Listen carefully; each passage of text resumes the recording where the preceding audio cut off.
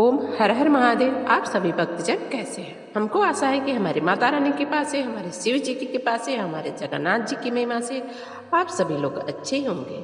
आज मैं जगन्नाथ जी की व्रत कथा सुनाने जा रही हूँ। इस व्रत कथा को जो श्रवण करता है उसके घर में सुख शांति आती है और जगन्नाथ जी का वास होता है।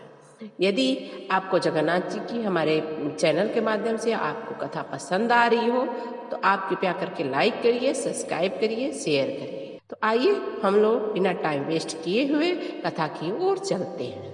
भगवान जगन्नाथ की पूजा विधि इस तरह से है। भगवान जगन्नाथ जी को पीले वस्त्र पहनाएं, भगवान जगन्नाथ जी को चंदन लगाएं, भगवान जगन्नाथ जी को भोग अर्पित करें, तुलसी दल जरूर अर्पित करें और इसके बाद गजेंद्र मोक्ष का पाठ जरूर करें। बाद में गीता के 11वें अध्याय का पाठ करें। भोग खुद बनाएं, भोग लगाएं। जो इस प्रसाद को खाता है उसकी सभी बाधाएं नष्ट हो जाती हैं। भगवान जगन्नाथ जी विष्णु जी के अवतार हैं। यह माना जाता है कि उनको पीला वस्त्र पसंद है। ऐसे में प्रभु जगन्नाथ की पूजा के लिए पीले पुष्प, पीले हार लाना चाहिए। प्रभु को गेंदे के फूल बेहद प्रिय है। इसी पुष्प से भगवान की पुष्पांजलि और श्रद्धा करें। भगवान जगन्नाथ को पूजा कक्ष में रखने से पहले अपने कमरे की सफाई करें। एक बड़ी वेदी के लिए सुझाव रखें कि कहाँ रखना है। लिविंग रूम में यदि आप वेदी बनाना चाहते हैं तो अति उत्तम है। सारे परिवार मिल करके लिविंग रूम में उस वेदी को बनाएं और फिर भगवान जगन्नाथ जी को यदि संभव हो तो 56 प्रकार का भोग लगाएं। नहीं संभव हो तो यथाशक्ति आपके पास जो है वही बनाएं। मिट्टी के 7 बर्तन होने चाहिए, उसमें भगवान के प्रसाद बनाना चाहिए, वो भी लकड़ी से। ऐसे तो भगवान का भोग तैयार किया जाता है। भगवान जगन्नाथ जी का व्रत चैत मास में किया जाता है, जो कि 30वां सोमवार कहा जाता है। सोमवार के दिन जो चारों सोमवार पड़ता है उसी में भगवान जगन्नाथ जी का पूजन किया जाता है, व्रत किया जाता है। मान्यता है कि जो लोग चारों सोमवार से पूरी श्रद्धा से यह व्रत लेते हैं उनके सारे दुख दूर हो जाते हैं। चैत मास के चारों सोमवार के 30वां सोमवार कहलाते हैं। पीड़ितों के दुख दूर करने के लिए इस व्रत का सर्वप्रथम सुदामा जी ने व्रत किया था। 30वां सोमवार में पहले सोमवार को गुड़ से, दूसरे सोमवार को गुड़ धनिया से तथा तीसरे सोमवार को पंचामृत से, चौथे सोमवार को कच्चा या पक्का दूध से भगवान को भोग लगाया जाता है। मान्यता है कि इस चारों सोमवार को लोग जो श्रद्धा और भक्ति से यह व्रत करते हैं उसके सारे कष्ट दूर हो जाते हैं। 30वां सोमवार मंदिर में भगवान की पूजा के लिए इस सोमवार की पूजा दोपहर को होती है। दोपहर के समय जगदीश यानी नारायण भगवान का दर्शन किया जाता है।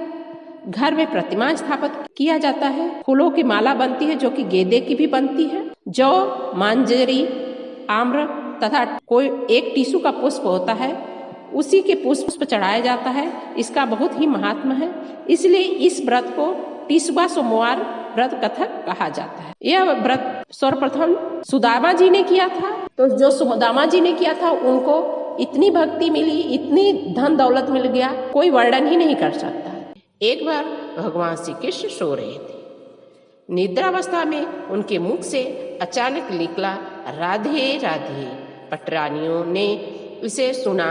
सहज ही से भाव से वे सोचने लगे कि हम प्रभु की इतनी सेवा करते हैं, इतनी भक्ति करते हैं, परंतु सबसे ज्यादा राधा जी को क्यों पसंद करते हैं? राधा जी के साथ प्रभु का क्या रिश्ता था? यह अनुराग किस प्रकार का था? प्रभु ने उनके प्रति का प्रेम का कैसे प्रदर्शन किया था? स्वयं राधा जी भगवान के प्रति प्रेम भाव आखिर कैसे दिखाती थी? रुक्मिणी एवं अन्य रानियों ने मन में से सब प्रश्न उठने लगे, पर उनकी जिज्ञासा शांत कैसे हो? बहुओं को सास और ननद की याद आई। सभी रोहिणी जी के पास पहुंचे। उनसे राधा रानी श्री कृष्ण के प्रेम व भगवान की बज्ज की लीलाएं सुनने की प्रार्थना की। बहुओं की जिद पर माता ने कथा कहने को हामी भर दी, पर एक शर्त रखी। कहीं रोहिणी जी ने कहा कि मैं सुनाऊंगा तो सही, पर तुम लोग को यह ध्यान रखना पड़ेगा कि श्री कृष्ण और बलराम यहाँ पे न आने पाए, यहाँ पे भनक भी न लगने पाए कि यहाँ कथा हो रही है। यदि उन दोनों ने कथा सुन ली तो वे फिर से बज चले जाएंगे। तुम सब मिलकर के भी उन्हें रोक नहीं पाओगे। फिर द्वारिकापुरी कौन संभालेगा? यह तो तय हो गया कि रानियां और रोहिणी सब मिलकर के गुप्त स्थान जाएंगी और श्री कृष्ण भगवान की लीलाएं सुनेंगी। माता के शर्त अनुसार वहां कोई नहीं आएगा, इसके लिए सुभद्रा जी पहरा देंगी। भाभियों ने ननद को मनुहार करके उन्हें मना लिया। सुभद्रा जी को आदेश हुआ कि स्वयं श्री कृष्ण का बलराम वहां ना आ पाए, उनको अंदर नहीं जाने देना। माता ने कथा सुनानी प्रारंभ कर दी। सुभद्रा द्वारा वहां पे तैनात हो गई राधा श्री कृष्ण के प्रेम की अनूठी कथा शुरू हो गई। माता रोहिणी ने भगवान की शैशव लीलाओं का बखान शुरू किया। भगवान नवजात शिशु के रूप में कैसे लगते थे, किस प्रकार वे सोते थे, कैसे बाल सुलभ हट करते थे। रोहिणी इतने भाव से सुन रही थी जैसे कथा नहीं सब कुछ सामने चल रहा है। कथा सुन करके सुभद्रा जी स्वयं को बाल स्वरूप में अनुभव करने लगी। वह किसी नवजात शिशु के जैसी वहीं द्वारपाल पर पड़ गई। उन्हें कुछ होश नहीं था। थोड़ी देर बाद श्री कृष्ण व बलराम वहां आ पहुंचे। सुभद्रा जी को द्वार पर देख करके उन्हें संदेह हुआ।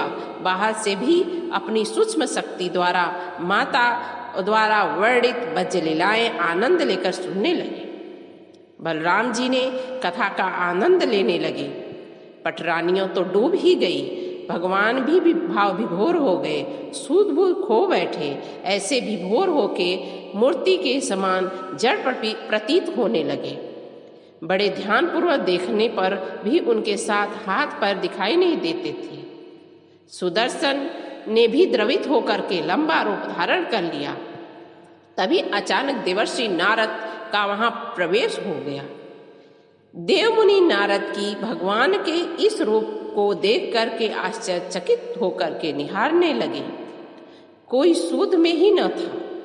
कुछ समय बाद नारद की तंद्रा भंग हो गई। प्रणाम करके भगवान ने कहा, प्रभु मेरी इच्छा है कि मैंने आज जो रूप देखा है वह आपके भक्त जनों को पृथ्वी लोक में चिरकाल के लिए देखने को मिले। आप इस पृथ्वी पर वास करें। भगवान नारद जी की बात से प्रसन्न हुए और उन्होंने कहा, तथास्तु। कल काल में मैं इसी रूप में नीलांचल क्षेत्र पर अपना प्रकोप प्रकट करूंगा। आपने जिस भाव वाले रूप को देखा है, अंगहीन मुझे देखा है, मैं वही विग्रह वहां पे प्रकट करूंगा। आपको धैर्यपूर्वक उसकी प्रतीक्षा करनी चाहिए। भगवान ने मेरी प्रार्थना स्वीकार कर ली। यह सुनकर के नारद जी गदगद हो गए। उन्होंने भगवान से पूछा, वह भाग्यशाली कौन होगा जिसे यह अवसर मिलेगा?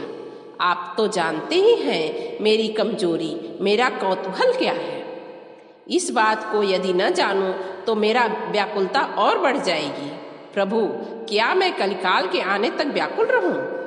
भगवान नारद की चतुराई पर हंस पड़े और भगवान बोले, आपको इस दुर्लभ स्वरूप के पुनः दर्शन के लिए प्रतीक्षा तो करनी ही पड़ेगी। देवर्षि नारद, मालवराज इंद्रद्युम्न समुद्र के उत्तर दिशा और महानदी के दक्षिण दिशा में श्री क्षेत्र के भव्य मंदिर का निर्माण कराएंगे। वहां मेरी प्रतिमा धातु या पाषाण का न होकर के स्वयं कल्प वृक्ष की होगी।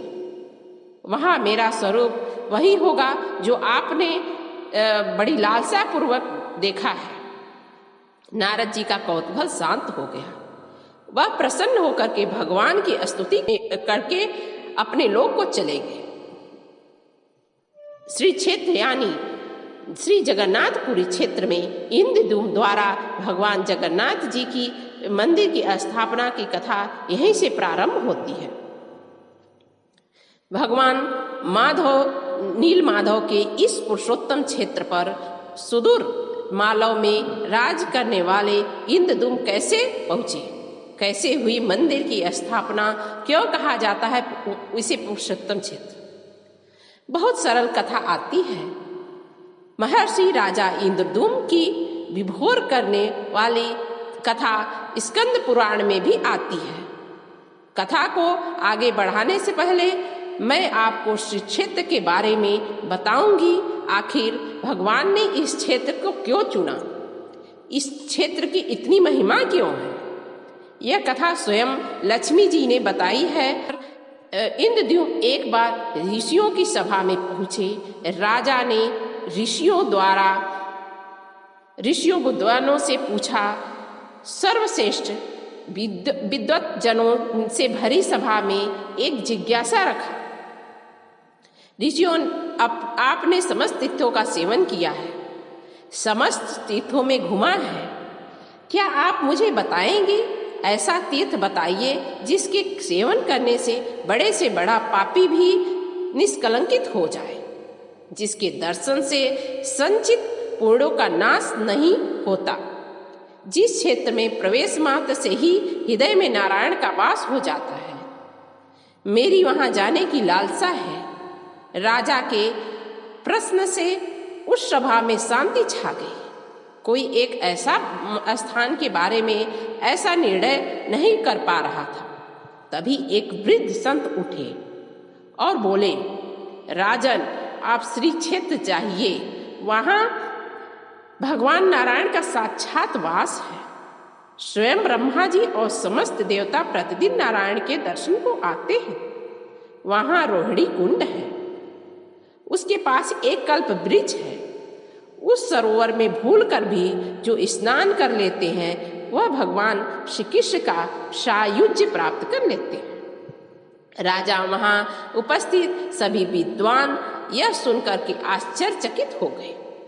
संत ने आगे बताई, एक बार एक कौवे ने जल कीड़ा की सूझी।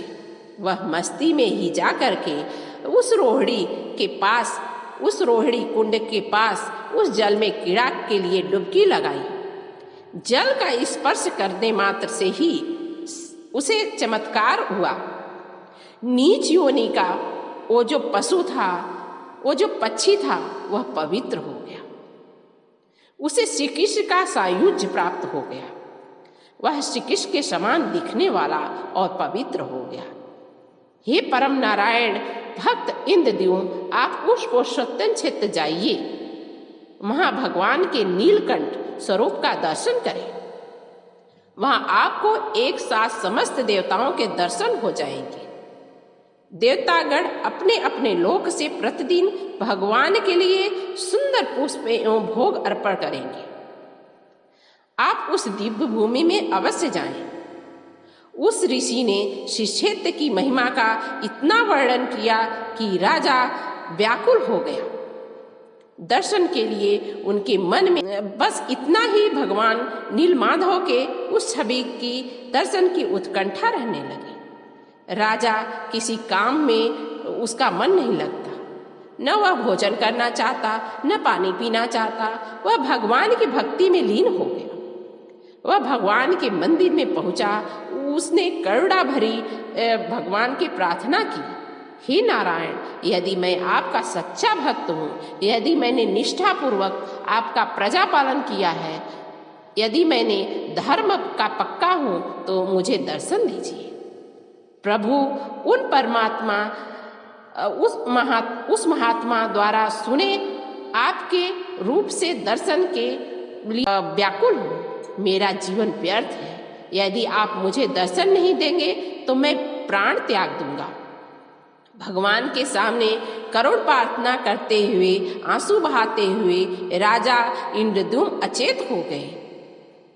वहां गहरी निद्रा में चले गए। राजा ने एक स्वप्न देखा। स्वप्न में उन्हें एक देववाणी सुनाई पड़ी। उन्हें विशेष कार्य के लिए चुना गया है। तुम निराश न हो राजा, ये सब निराशा त्याग करके उठ जाओ। भगवान नीलमाधव के जिस विग्रह का दर्शन के लिए तुम इतने व्यग्र हो, उनकी खोज करो। तुम अपनी ओर से प्रयास करो, तुम्हें देवताओं की सहायता प्राप्त होगी। तुम तो महान हो, तुम तो मेरी भक्ति करते हो, तुम तो मेरी सेवा करते हो। मैं क्यों नहीं प्रसन्न होऊंगा? मैं अपने हर भक्त के ऊपर प्रसन्न होता हूँ, तो आप तो इतने पुजारी हो, क्यों नहीं प्रसन्न होगा? आप उठ जाओ। तुम एक भव्य मंदिर का निर्माण कराओ। उसके लिए उपयुक्त विग्रह की प्राप्ति भी तुम्हें समय आने पर प्राप्त हो जाएगी। यह स्वप्न सुनकर के राजा अचानक घबराहट से उठा। वह भाग करके अपनी राजसभा में गया। राजा ने अपने मंत्रियों पुरोहितों को सारा स्वप्न कह सुनाया। राजपुरोहित के सुझाव पर शुभ मुहूर्त में पूर्वी समुद्र तट पर एक विशाल मंदिर के लिए निर्माण निश्चय हुआ। वैदिक मंत्रोच्चारण के साथ मंदिर का निर्माण श्री गणेश हुआ। राजा इंद्रदूम के मंदिर बनवाने की सूचना शिल्पियों और कारीगरों को हुआ। सभी इसमें योगदान देने पहुंचे। देर रात मंदिर के निर्माण में जुट गए। कुछ ही वर्षों में मंदिर बनकर के तैयार हो गया। सागर तट पर विशाल मंदिर का निर्माण हो गया। परंतु वहां भगवान का मूर्ति की समस्या जस की तस ही रही। वह फिर मंदिर के गर्भगृह में बैठ करके चिंता में, और राजा फिर अपने आंसू निकालने लगे और रोने लगे। राजा ने भगवान से विनती की, प्रभु किस स्वरूप का इस मंदिर में मैं निर्माण करवाऊं, किस विग्रह की स्थापना करूं। इतनी मेरे मन में व्यग्रता से बहुत व्याकुल हो रही है कि मैं क्या करूं, मुझे मार्गदर्शन कराइए। आपने स्वप्न में मुझे संकेत तो दिया, उसे पूरा होने का समय भी आपने बताया। देव विग्रह विहीन मंदिर में बनवा तो दिया, सब लोग हंसेंगे, यह राजा पागल हो गया है। स्वप्न का देखा हुआ इसने इतनी बड़ी विशाल मंदिर बनवा दी। यह राजा पागल हो गया है, मूर्ख हो गया है क्या? सब लोग मेरी ऊपर हंसेंगे। राजा की आंखों से आंसू झरझर गिरने लगे और वह प्रभु से प्रार्थना करते हुए जा रहे थे। प्रभु आपके आशीर्वाद से मेरा बड़ा सम्मान है, मेरी प्रजाओं में मेरा बहुत सम्मान है। वो लोग मेरे पर झूठी आरोप लगा के हंसेंगे। इतना करके बड़ा शर्म हुआ और मैं झूठ मूठ से मैं अपने प्रभु को याद करूंगा, हे प्रभु मुझे रास्ता दिखाइए, मैं क्या कर सकता हूँ। राजा दुखी मन से महल में चले गए। उसी रात राजा उठा और स्वप्न देखा। स्वप्न में उसे देववाणी सुनाई दी। राजन, वहाँ निकट ही भगवान की श्री कृष्ण का विग्रह स्वरूप है। उस विग्रह के तुम्हारे द्वारा बनवाए गए मंदिर में स्थापना की विधि विधान होगी, वह होकर रहेगा। तुम दिव्य विग्रह की खोज करो और प्रयास करो, तुम्हें दर्शन अवश्य मिलेंगे। इंद्रदूम ने स्वप्न की बात पुनः पुरोहित को और मंत्रियों को बताई। सभी यह निष्कर्ष पर पहुंचे कि प्रभु सहज ही नहीं प्राप्त हो जाएंगे। उनके लिए हमें निर्मल मन से परिश्रम प्रारंभ करना ही होगा। भगवान का विग्रह कहाँ है, इसका पता कौन लगाएगा, इसकी जिम्मेदारी इंद्रदूम ने 4 विद्वान ब्राह्मणों को दिया। सब पंडित को सौंप दिया और कहा कि तुम लोग प्रभु का विग्रह की खोज करो और चारों दिशाओं में जाओ। जो सर्वश्रेष्ठ ब्राह्मण थे उन्हीं 4 ब्राह्मणों को चुना गया था। उन चारों में से एक थे विद्यापति। चारों विद्वानों में सबसे कम उम्र के थे विद्यापति। सभी प्रभु के विग्रह की खोज में चल पड़े। पंडित विद्यापति पूर्व की ओर चल पड़े। वह बहुत विद्वान थे, छोटे उम्र के थे, लेकिन उनकी भक्ति बहुत प्रबल थी। कुछ आगे चलने के बाद विद्यापति उत्तर की ओर मुड़े।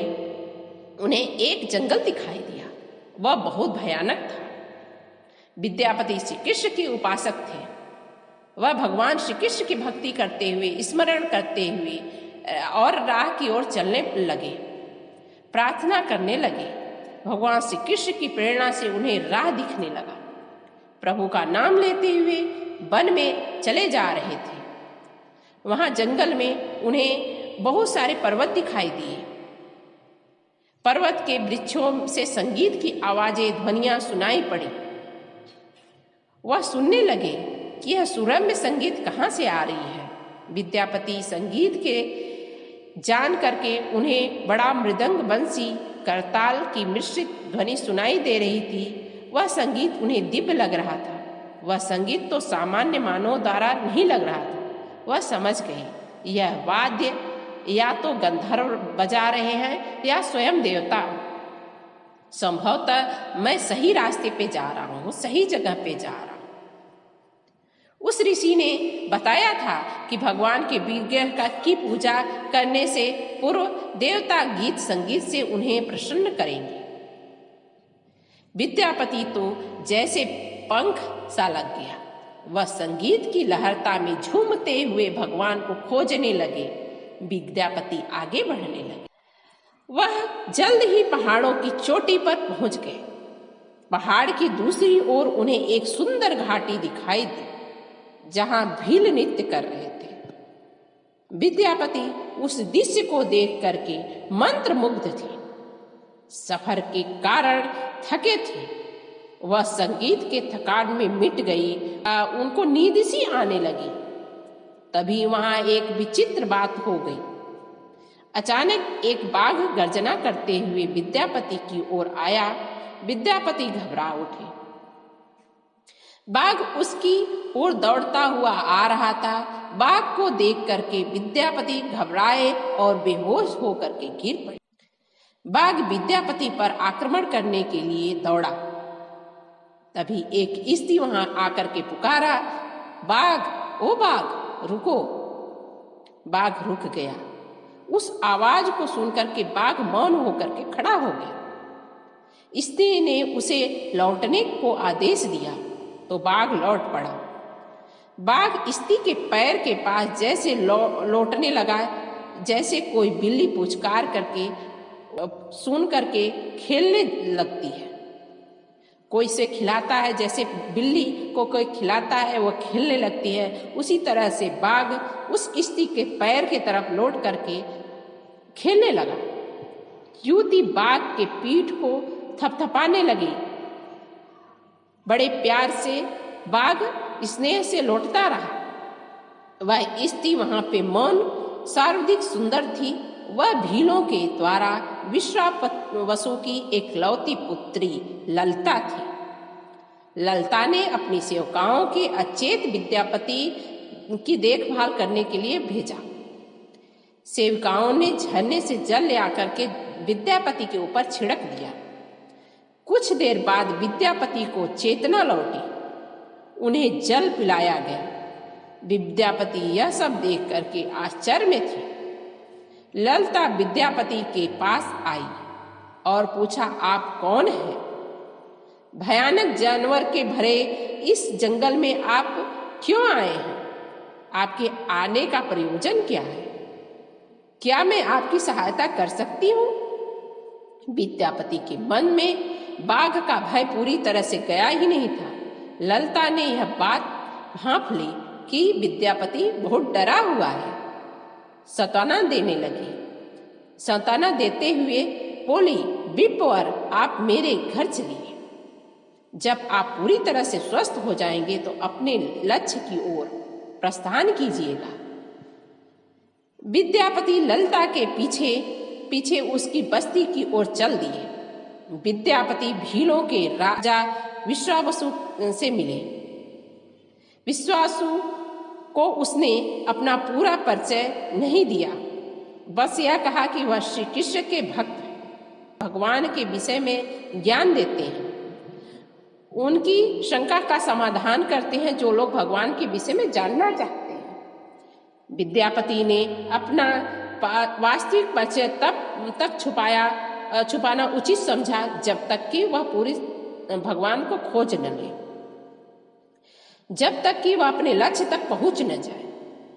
विश्वावसु विद्यापति जैसे विद्वान से मिलकर के बड़े प्रसन्न थे। विश्वावसु के अनुरोध पर विद्यापति कुछ ही दिन बाद अतिथि बनकर रुके। वह भीलों को धर्म और ज्ञान का उपदेश देते थे। उनके आदेश को सुनकर के विश्वावसु और ललता बड़ी रुचि से सुनते थे। ललता के मन में विद्या के लिए अनुराग पैदा होने लगा। विद्यापति ने भी भाप लिया कि ललता उनसे प्रेम कर रही है, किंतु विद्यापति को बहुत बड़ा कार्य के लिए सौंपा गया था। इसलिए वह कार्य के लिए निकले थे। उनका बस यही लक्ष्य था कि मैं अपने कार्य में कार्यरत रहूंगा संगीत में, परंतु उनके आगे अभी तो कुछ भी नहीं है। वह प्रेम करने नहीं निकले हैं, वह भगवान की खोज करने निकले हैं। ईश्वर को तो अपनी लीला ही पूरी करनी थी। अचानक एक दिन विद्यापति बीमार हो गए। क्या मरणासन! ऐसा लगा कि वह अब धरती से चले ही जाएंगे। ललिता ने उनकी खूब सेवा की था। लाभ हुआ, विद्यापति तुरंत स्वस्थ हो गए। इससे विद्यापति के मन में ललिता के लिए प्रेम भाव पैदा हो गया। भील राजकुमारी को बाहर से आकर के ब्राह्मण से प्रेम हुआ तो यह पिता से छुपा न रहा। उन्हें अपनी प्रतिष्ठा की चिंता होने लगी। फिर सोचा कि यदि यह विद्वान विवाह के लिए यहीं बस जाए तो सारे भीलों को लाभ होगा। विश्वावसु ने विद्यापति के सामने ललिता के विवाह का प्रस्ताव रखा। विद्यापति ने इसे स्वीकार कर लिया। दोनों का विवाह हुआ। कुछ दिनों के बाद सुखमय पूर्वक बीता। दाम्पत्य जीवन से विद्यापति प्रसन्न थे, परंतु उनको भगवान की चिंता सताती रही। मुझे तो राजा ने जिस कार्य के लिए भेजा है वह तो अधूरा है, पर सोचता ही नहीं कि मैं आगे क्या करूं। इसी बीच विद्यापति को एक विशेष बात पता चली। विश्वावसु एक पहर रात बाही तभी उठी और देखा कि सूर्योदय से पहले विश्वावसु कहीं जाते हैं और वहां से लौट आते हैं।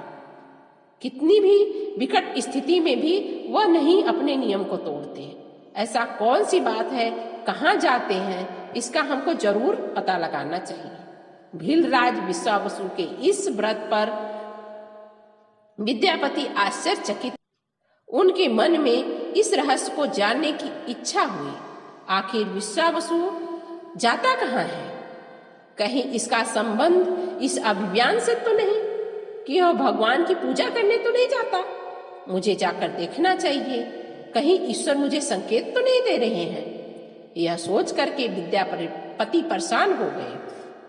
ललिता ने परेशान देखा तो कारण पूछा। विद्यापति ने ललिता से पूछा, विश्वावसु प्रतिदिन कहाँ जाते हैं? विकट से विकट परिस्थिति में भी वह अपने नियम क्यों नहीं तोड़ते? मुझे यह जानने की बड़ी तीव्र इच्छा है। यह सोच मुझे परेशान कर रही है। ललिता के सामने धर्म संकट आ गया। वह पति की बात को ठुकरा न सकी, लेकिन जो पूछ रहा था उसे बता भी नहीं सकती थी। उनकी बस की गोपनीयता, परंपरा से जुड़ी बातें जिसे खोलने उसे हिम्मत ही न थी। ललिता ने कहा, स्वामी, यह हमारे कुल का रहस्य है जिसे किसी के सामने खोलना उचित नहीं है। आप मेरे पति हैं, मैं आपके लिए सब कुछ कर सकती हूँ, लेकिन ये बात नहीं बता सकती कि मेरे पिताजी कहाँ जाते हैं। तभी उन्होंने बताया, यहाँ से कुछ दूरी पर एक गुफा है, उसके अंदर हमारे कुल देवता है। उनकी पूजा करने के लिए, अपने सभी पूर्वजों की पूजा करने के लिए वहाँ पूजा निर्बाध चलती आ रही है। जो पूर्वज हमारे करते आ रहे हैं, उसी पूजा को करने के लिए पिताजी सुबह शाम जाते हैं और वह नियम है, वह क्रम तोड़ नहीं सकते। विद्यापति ने ललिता से कहा, तुमने मुझे कुल का पुरुष माना हो तो मुझे बता दो कि कुल देवता का मुझे भी दर्शन करना है। अपने पिता से कह दो, मेरी ये बड़ी इच्छा है, मैं उस देवता का दर्शन करना चाहता हूँ, तुम उसे पूरी करो। ललिता बोली, यह संभव नहीं है। हमारे कुल देवता के बारे में किसी को जानने की इच्छा है, यह सुन करके मेरे पिता क्रोधित हो जाएंगे। विद्यापति ने कहा, देवता के दर्शन से किसी को रोकना तो घोर पाप होता है। तुम्हारे पिता ऐसा कौन सा पाप करेंगे? मैं तो धर्मनिष्ठ हूँ, धर्म का पालन करता हूँ, इसलिए देवता के दर्शन के लिए मेरा भी अधिकार बनता है। मुझे इस अधिकार से वंचित न करो प्रिय। ललिता तर्क से यह बात ऐसी थी कि जिससे वह विवश हो गई। वह विद्यापति को यह बात स्वयं नहीं बताना चाहती थी। उसने एक निर्णय लिया। विद्यापति की उत्सुकता बढ़ती ही जा रही थी। वह तरह तरह से ललिता से बातें और प्रेम का शपथ देख करके मनाने लगा। उसने पतिव्रत धर्म को निभाने की शपथ दिलाई। ललिता ने कहा कि स्त्री पति की इच्छा नहीं पूरी करती तो मोक्ष नहीं प्राप्त। उसका पति भी प्रेत बन करके भटकता रहता है, उसके कुल का उद्धार नहीं होता है। ललिता ने हार करके अपने पिताजी से विनती करने लगी और कहने लगी कि पिताजी, आप हमारे पिता हैं तो आप हमारे विद्यापति को अपने कुल देवता का दर्शन कराइए। ललिता ने अपने पिता को सारी बातें बताई। तब उसके पिताजी क्रोधित हो गए। ललिता ने विश्वावसु से कहा, मैं आपकी अकेली संतान हूँ, आपके बाद देवता का पूजन का दायित्व मेरा है, इसलिए मेरे पति का भी यह अधिकार बनता है कि आपके देवता का वह भी पूजन करें। आप पुत्र और पुत्री में भेद नहीं कर सकते। जमाता भी पुत्र होता है पिताजी, उन्हें भी अधिकार होना चाहिए। इस पर विश्वावसु इस तर्क से झुक गया। वह बोले, गुफा के दर्शन किसी को तभी कराया जा सकता है जब तक वह भगवान की पूजा का दायित्व अपने हाथों में ले, तभी उसे भली भांति। विद्यापति को वहां क्यों नहीं जाने देना चाहता? ललिता बोली, मैं जानती हूँ पिताजी, विद्यापति वह कोई यात्री नहीं है, वह मेरा परिवार का सदस्य है। वह यहीं के वासी हो चुका है, वह आपका जमाता है, इसलिए उसके दर्शन करने से देवता का संकट हमारे ऊपर नहीं आएगा, हमारे कुल देवता लुप्त नहीं होंगे। विद्यापति छुप करके पिता पुत्री के बीच की सारी बातें सुन रहे थे। देवता लुप्त नहीं होंगे यह सुन करके विद्यापति के मन में कौतूहल सा हो उठा। वह सामने आ गया, कौन से देवता लुप्त हो जाएंगे? ललिता विश्वावसु ने जब ज्ञान की विद्यापति ने उसके देवता का रहस्य सुन लिया तो उनका हृदय धक धक करने लगा। विद्यापति ने अपने ससुर को विश्वास दिलाया, वह उनका दायित्व जरूर पूरा करेगा। इसके लिए सौगंध लेने विश्वावसु ने यह रहस्य बताना शुरू किया। विश्वावसु बोले, वहाँ देवताओं का प्रतिदिन आवागमन होता है, वे अपने साथ विविध प्रकार के नैवेद्य फल फूल आदि लेकर आते हैं। वे हमारे कुल देवता की पूजा करने आते हैं। उनके पूजन से ही उनके पूजन में किसी तरह के विघ्न नहीं होना चाहिए। चारों तरफ पहाड़ है, इसलिए चारों तरफ पहाड़ है, कोई विघ्न न डाले इसके लिए वन में हिंस जंतु है। वह देवता हमारे हैं, इसलिए इसी कारण से इस क्षेत्र में अनुपम सुगंध, अनुपम फल पुष्प प्राप्त होते हैं, जो कभी और न कहीं दिखाई देते हैं। यक्ष आदि देवता के लिए गीत गाते हैं। उनके पूजन करने के लिए जाने के उपरांत पृथ्वीवासियों की ओर से उनकी पूजा होती है। उनकी कृपा से हम सभी प्रकार के संकटों से मुक्त हो जाते हैं। हमारे देवता की प्रतिमा ऐसी मनोहर है कि जो उसे देख लेता है देखते ही रह जाता है। यह रहस्यमयी प्रतिमा है जिसमें बहुत आकर्षण है। सबके लिए उसे देखना ही संभव नहीं है। सब लोग हमारे देवता को देख नहीं सकते। जो देख लेगा उसे अपने साथ ही जाना चाहेगा, साथ लिए जाना चाहेगा। इसलिए मैं अपने देवता को किसी को दिखाना नहीं चाहता। यह तो रही जगन्नाथ जी की आधी कथा। और आगे आपको कथा श्रवण करना चाहते हैं तो आधी कथा मैं दूसरे अध्याय में आपको सुनाऊंगी और आप कथा सुनिएगा। यह आपको कथा जान के कैसी लगी आप जरूर कमेंट में बताइएगा कि हमारे जगन्नाथ जी की महिमा कैसी है। यदि जगन्नाथ जी की आपको महिमा अच्छी लगी हो तो कृपया करके जरूर शेयर कीजिएगा और जय जगन्नाथ जरूर लिखिएगा। जय जगन्नाथ।